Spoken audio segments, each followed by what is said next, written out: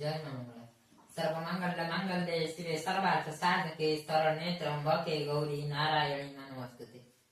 आपण माने केबे श्रीक्षेत्र थिबा मा काकड़पुर अधिष्ठात्री मा मंगला मंदिर को जाइछन्ति कि सेठारे देखिबे मा गोटे पद्मासन रे पद्म ऊपर विराजमान करथिबे एवं सेठारे गोटे शिला पत्थर अछि।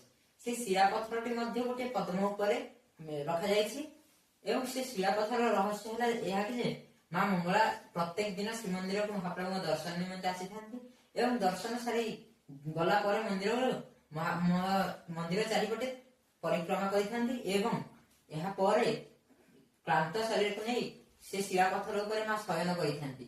शिला पत्थरटी जेतेबेले मां शयन करिथांती से शिला पत्थरटी दबी जाई थाए एवं जेतेबेले मां से शिला पत्थर उठी जाई थांती आपे आपे से शिला पत्थरटी निजर पूर्व अवस्था को फेरी आसी थाए।